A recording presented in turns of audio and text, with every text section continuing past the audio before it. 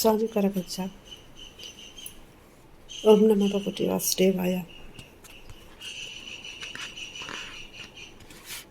ನನ್ನ ಆರಾಧ್ಯ ದೇವರ ಕರಗಜ್ಜ ಹಾಗೂ ಮಹಾವಿಷ್ಣು ನಿಮಗೆಲ್ಲರಿಗೂ ಒಳ್ಳೆಯದನ್ನು ಮಾಡಲಿ.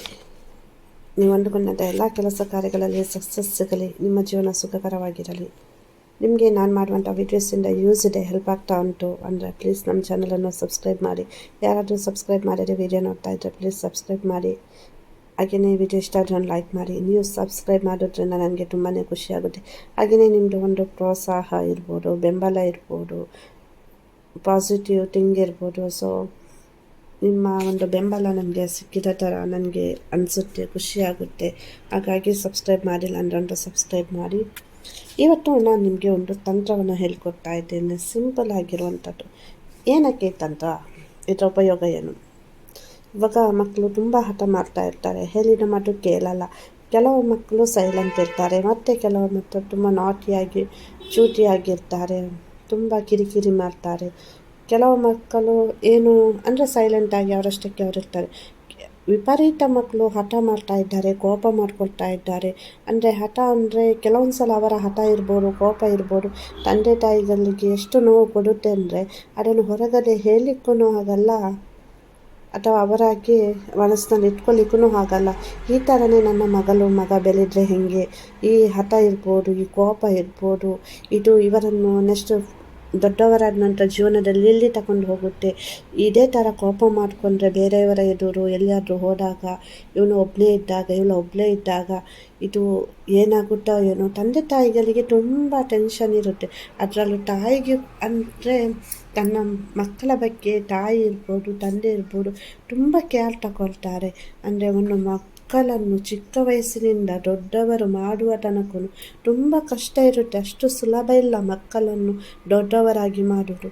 ಅದರಲ್ಲೂ ಈ ಥರ ಹಠ ಮಾಡುವ ಮಕ್ಕಳಿದ್ದರೆ, ಅಥವಾ ತುಂಬ ಸಿಟ್ಟು ಮಾಡ್ಕೊಳ್ಳೋದು, ಪ್ರತಿಯೊಂದಕ್ಕೂ ಸಿಟ್ಟು ಮಾಡ್ಕೊಳ್ಳೋದು, ಅದನ್ನು ತೆಗೆದು ಬಿಸಾಕೋದು, ಇದನ್ನು ತೆಗೆದು ಬಿಸಾಕೋದು. ಇಲ್ಲ ನಾನು ಊಟ ಮಾಡಲ್ಲ, ನನಗೆ ನಾನು ಹೇಳಿದ ಐಟಮೇ ಬೇಕು, ಇಲ್ಲ ನನಗೆ ನೀವು ಹಣ ಕೊಟ್ಟಿಲ್ಲ. ಇವಾಗ ಏನಂದರೆ, ಇವಾಗ ತಂದೆ ತಾಯಿಗಳು ಏನೋ ಮಕ್ಕಳು ಹೇಳಿದ ಮಾತು ಕೇಳಿಲ್ಲ ಅಂದರೆ ಹಠ ಮಾಡೋದು, ಅಥವಾ ಇನ್ಯಾವುದೋ ರೀತಿಯಿಂದ ಅವರು ಅಂದರೆ ತಂದೆ ತಾಯಿಗಳು ಇವಾಗ ಮಕ್ಕಳ ಮಾತನ್ನು ಕೇಳಬೇಕು, ಮಕ್ಕಳು ತಂದೆ ತಾಯಿಯ ಮಾತನ್ನು ಕೇಳೋದಲ್ಲ. ಇವಾಗ ಮುಂಚೆ ಎಲ್ಲ ನಾವೆಲ್ಲ ತಂದೆ ತಾಯಿಗೆ ಹೆದರ್ಕೊಂಡಿರಬೇಕಿತ್ತು. ಅದಕ್ಕೆ ಹೋಗಬೇಡ, ಬೇಡ. ಸೊ ಹೊಡಿತಾರೆ, ನಮಗೆ ಭಯ. ಅಪ್ಪನನ್ನು ನೋಡಿದರೆ ಭಯ, ಅಮ್ಮನನ್ನು ನೋಡಿದರೆ ಭಯ, ಅಣ್ಣನನ್ನು ನೋಡಿದರೆ ಭಯ, ಅಜ್ಜಿಯನ್ನು ನೋಡಿದರೆ ಭಯ. ಬಟ್ ಈಗಿನ ಕಾಲದಲ್ಲೆಲ್ಲ ಮಕ್ಕಳು ತಂದೆ ತಾಯಿಗೆ ಹೆದರ್ತಾ ಇದ್ದಾರೆ. ರೀಸೆಂಟಾಗಿ ಒಂದು ಘಟನೆ ಆಗುತ್ತೆ. ಅಂದರೆ ಆ ಹುಡುಗ ಏನಂದರೆ ಅಪ್ಪನೊಟ್ಟಿಗೆ ಮೊಬೈಲ್ ಕೇಳಿರ್ತಾನೆ. 9ನೇ ಕ್ಲಾಸ್ ಅವನು ಮೊಬೈಲ್ ಕೇಳಿರ್ತಾನೆ. ಆಯ್ತಪ್ಪ ತೆಗೆದು ಕೊಡುವ, ಇವಾಗ ನನ್ನ ಜೊತೆ ಹಣ ಎಲ್ಲ ತೆಗೆದು ಕೊಡುವ ಅಂತ. ಆಯಿತು, ಸ್ವಲ್ಪ ದಿವಸ ಬಿಟ್ಟು ಪುನಃ ಕೇಳ್ತಾನೆ ಅವನು.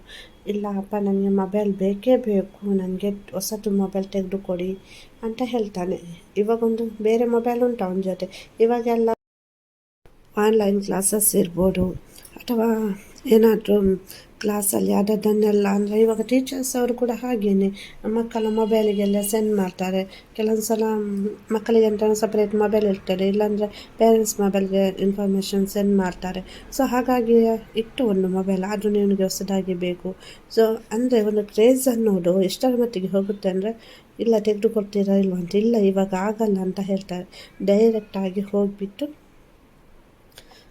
ಏನು ಹೇಳೋದು, ತನ್ನ ಜೀವನವನ್ನೇ ಸ್ಪಾಯ್ಲ್ ಮಾಡ್ಕೊಳ್ತಾರೆ. ಅಷ್ಟು ವರ್ಷ 9ನೇ ತರಗತಿ ತನಕ ತಂದೆ ತಾಯಿಗಳು ಎಷ್ಟು ಕೇಳಿದ್ದನ್ನೆಲ್ಲ ಕೊಟ್ಟು, ನಮ್ಮ ಮಗ ನಾಳೆ ನಮಗೆ ಕೊಡ್ತಾನೆ, ನಮ್ಮ ಜೊತೆ ಇರ್ತಾನೆ ಅಂದರೆ ನಮ್ಮ ಮಗ ಅಂತ ಎಷ್ಟು ಪ್ರೀತಿಯಿಂದ ಅವರು ಸಾಕಿರ್ತಾರೆ. ಒಂದೇ ಒಂದು ಮೊಬೈಲ್ ಫೋನಿಗೋಸ್ಕರ ಅವನು ಹೋಗಿಬಿಟ್ಟು ಲೈಫನ್ನೇ ಸ್ಪಾಯ್ಲ್ ಮಾಡ್ಕೊಳ್ತಾನೆ. ಈಗ ಇದ್ದ ಮಗ ಇನ್ನೊಂದು ಮೂಮೆಂಟಲ್ಲಿ ಆ ಮಗ ಇರಲ್ಲ.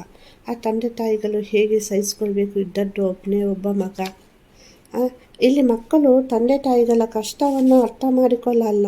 ಎಲ್ಲ ಅವರ ಜೊತೆ ಲ್ಯಾಪ್ಟಾಪ್ ಉಂಟು, ಇವರ ಜೊತೆ ಲ್ಯಾಪ್ಟಾಪ್ ಉಂಟು, ಅವರ ಜೊತೆ ದೊಡ್ಡ ಮೊಬೈಲ್ ಉಂಟು, ಸ್ಮಾರ್ಟ್ ಫೋನು. ನಮ್ಮ ಜೊತೆ ಇಲ್ಲ. ಅವಾಗ ಬೈಕಲ್ಲಿ ಬರ್ತಾರೆ, ಬೈಕ್ ತಗೊಂಡು ಬರ್ತಾರೆ. ಕಾಲೇಜಲ್ಲಿ ಕೂಡ ಕೆಲವರು ಹಾಗೇನೆ, ಟೀನೇಜರ್ಸು ಕೂಡ ಇಲ್ಲ. ಎಂಥ ಆಸೆ, ಎಂಥ ಕನಸು ಇದು? ತಂದೆ ತಾಯಿಗಳನ್ನು ನೋಯಿಸಿ ಇವರಿಗೆ ಏನಾಗುತ್ತೆ? ಜೀವನ ಅಂದರೆ ದೇವರು ಕೊಟ್ಟ ಒಂದು ಜೀವನ ಇದನ್ನು ಈ ಥರ ಮಾಡಿಕೊಂಡ್ರೆ ಆ ತಂದೆ ತಾಯಿಗಳು ಬದುಕಿದ್ರೂ ಅವರು ಯಾವ ಥರ ನೋವನ್ನು ಅನುಭವಿಸ್ಬೇಡ. ಬೇರೆ ಯಾರಾದರೂ ಮಗ ಅಂತ ಇವರು ಕರೆದ್ರೂ ಅವರು ಇವರಿಗೆ ತಂದೆ ತಾಯಿ ಅಂದರೆ ಮಗನ ಪ್ರೀತಿಯನ್ನು ಕೊಟ್ಟರೂ ಸ್ವಂತ ಮಗನ ಪ್ರೀತಿ ಆಗುತ್ತಾ? ಮಗನೇ ಅಲ್ವಾ? ಅಮ್ಮನ ಪ್ರೀತಿ ಅಮ್ಮನ ಪ್ರೀತಿ, ಅಪ್ಪನ ಪ್ರೀತಿ ಅಪ್ಪನ ಪ್ರೀತಿ, ನನ್ನಮ್ಮನ ಪ್ರೀತಿಯನ್ನು, ನನ್ನಪ್ಪನ ಪ್ರೀತಿಯನ್ನು, ನನ್ನ ಮಗನ ಪ್ರೀತಿಯನ್ನು, ನನ್ನ ಮಗಳ ಪ್ರೀತಿಯನ್ನು ಬೇರೆಯವರು ಕೊಟ್ಟರೂ ಅದು ಶಾಶ್ವತವಾಗಿರುತ್ತಾ? ನಮ್ಮ ಅಪ್ಪ ಅಮ್ಮನೇ ಅಲ್ವಾ? ನಮ್ಮ ಮಕ್ಕಳು ಅಲ್ವಾ? ಇದನ್ನು ಸೂಕ್ಷ್ಮವನ್ನು ಯಾಕೆ ಮಕ್ಕಳು ಅರ್ಥ ಮಾಡ್ಕೊಳ್ಳಲ್ಲ? ಕೆಲವೊಂದು ಸಲ ಜಾತಕದಲ್ಲಿ ದೋಷ ಇರುತ್ತೆ. ಇಲ್ಲ, ಅವನು ಬೆಳೆದ ರೀತಿಯೇ ಹಾಗೆ, ಇವನು ಬೆಳೆದ ರೀತಿಯೇ ಹೀಗೆ ಅಂದರೆ ತಂದೆ ತಾಯಿಗಳು ಏನು ಮಾಡ್ತಾ ಇದ್ದಾರೆ? ಮಕ್ಕಳಿಗೆ ಚಿಕ್ಕ ವಯಸ್ಸಿನಲ್ಲಿ ಅವರು ಹೇಳಬೇಕಲ್ವಾ? ಮಕ್ಕಳು ಹೇಳಿದ್ದನ್ನೆಲ್ಲ ತೆಗೆದುಕೊಟ್ಟು ಮತ್ತೆ ಅವರು ಸ್ವಲ್ಪ ದೊಡ್ಡವರಾದಾಗ ಇಲ್ಲ ನಮಗೆ ಸಾಧ್ಯ ಇಲ್ಲ ಅಂತ ಹೇಳಿದರೆ ಮಕ್ಕಳು ಕೇಳ್ತಾರಾ?